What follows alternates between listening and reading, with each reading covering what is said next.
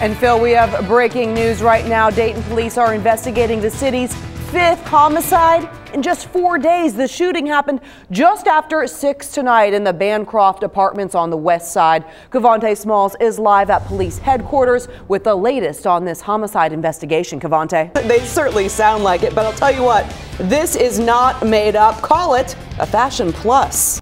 A man accused of picking up women online and raping them is now behind bars.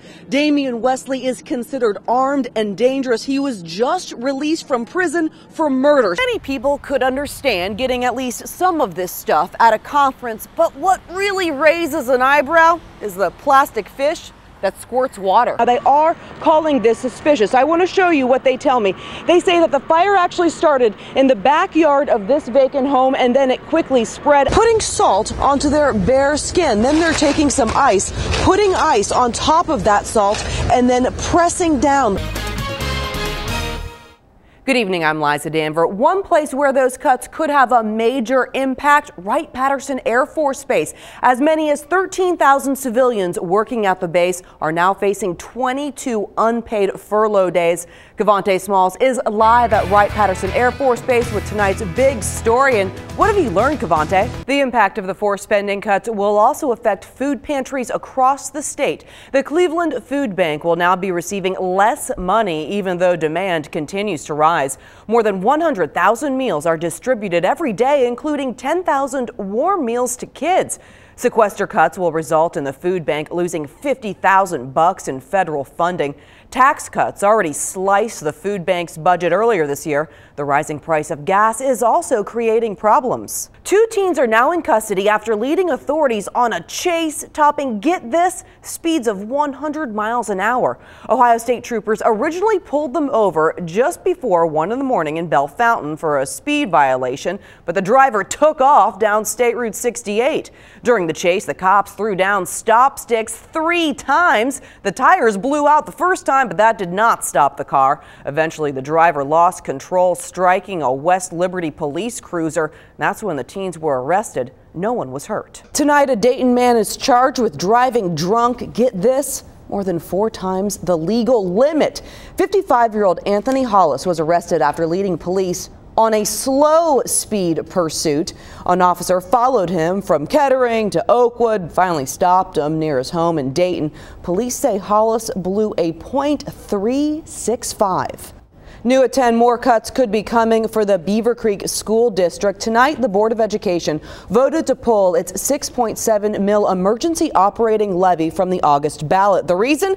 Well, it's not clear how much the district is going to get under the new 2-year state budget. That's not going to be set until July. They do expect the levy no matter what in November. Teens and texting. You might as well say teens and breathing. Well, parents, here's a warning. If your kid just can't seem to put down their cell phone, we have the damaging health side effects and how you can help. Jeff, tonight a special Waste Watch investigation. The city of Beaver Creek spending almost $500,000 of your tax dollars to upgrade a single intersection and install what appears to be a sidewalk to nowhere. Tonight, we asked city leaders to explain why so much money was spent on a project that many residents consider a waste of money.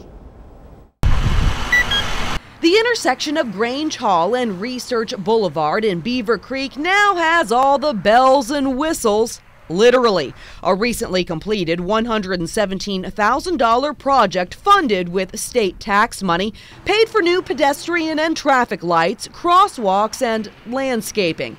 According to the city, the improvements were all safety necessities. These are all things that are requirements of modern day highways, and even the landscaping was overgrown and really a hazard from a sight distance standpoint. There's a lot of effort that went into that intersection, and there's just not a lot of use, and when you can't pass a levee to get busing to high school, it's just not right. John Hauser, just one of many residents who aren't too happy with how the city is spending tax money. Almost $300,000 tax dollars, mostly from a federal grant, dumped into building this, a sidewalk down Grange Hall Road connecting a nearby bike path to nothing. Right now, you have an intersection that's not used.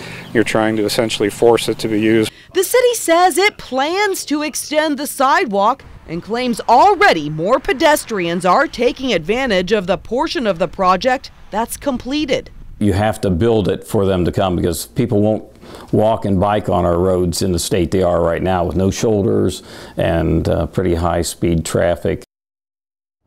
Beaver Creek says it's already obtained another federal grant to extend the sidewalk the entire length of Grange Hall Road all the way to Patterson. Construction on that won't start until 2017, though. Well, if you suspect a local or state government wasting your money, we'd like to investigate. Call our Waste Watch tip line 937-262-1426 or shoot us an email at wastewatch@fox45now.com. And firefighters are still on the scene here more than 6 hours since this fire started. Take a look. You can still see that ladder truck in position. Firefighters have been spraying water onto the roof of this pub and pizza parlor on and off for the past 6 hours. Now, believe it or not, firefighters tell me this could have been worse. Normally on a Friday night, this place is packed. So imagine if the fire would have started now, it could have been disastrous. Check out this cell phone video taken seconds after employees at Patty's Pizza and McMurray's Irish Pub managed to safely escape the burning building. The room started filling up with smoke, so we pretty much ran out the front door, and that's when I called 911. Bartender Alex Cummins was just about to open the pub for business when a kitchen fryer in the back of the building caught fire. Everyone that works at the bar is like family, so I think it's going to be pretty hard for a lot of people. Owner and city commissioner Kevin O'Neill had just left when he got the dreaded call. The building's on fire. So he sped back to work to find his labor of love in flames. I just wanted to keep driving. O'Neill believes the fryer malfunctioned because it was on, but nothing was cooking. The fire quickly spread and was very difficult for crews to put out, the rubber-like roof preventing water from reaching the hot spots. The longer we sat here, the worse the fire got. It didn't seem like it was ever, going down. For decades, this building has been a Springfield landmark and popular hangout spot. And O'Neill says it will be once again. We're going to rebuild. No question about it. None whatsoever. We will be back. Now, we should let you know one firefighter was injured fighting this fire. He was actually on a ladder truck like the one that you see behind me. He got his arm stuck in the ladder. He was taken to the hospital. He's expected to be okay, though. Live in Springfield, Liza Danver, Fox 45 News. Liza Danver is just back from Shelby County with heart-stopping video of the fiery crash. Liza? Jack, Shelby County deputies say 2 teenagers were driving drunk down a rural road when they wrecked their Jeep early this morning. This right here is the cruiser cam video of the burning SUV. All of this happened just moments after a Good Samaritan pulled the driver to safety.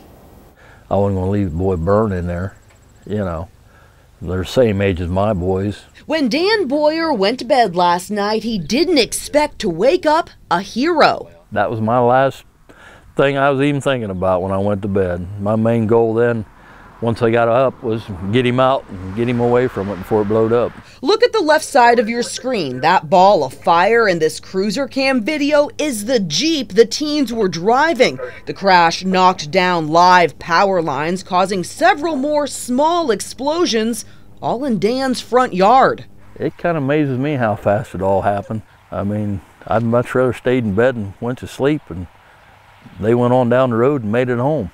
Deputies say the teens first hit that mailbox, then they ping-ponged on down the road, eventually striking Dan's mailbox, flipping the Jeep over. You can still see the burn marks left over from when it caught on fire. It is what it is. At least they both got out alive. Shelby County deputies say 19-year-old Aaron Felver was able to escape on his own, but Dan had to cut 18-year-old driver Matthew Larger out of his seatbelt, nearly shredding this knife in the process. Then I grabbed him and kind of tossed him over here in the grass. Seconds later, the Jeep caught fire. Dan and the teen he rescued barely getting away safely. I ain't no hero. I just did what had to be done. That's the way I look at it. The driver, Matthew Larger, is charged with OVI and failure to control. Deputies say, amazingly enough, the teens were not injured.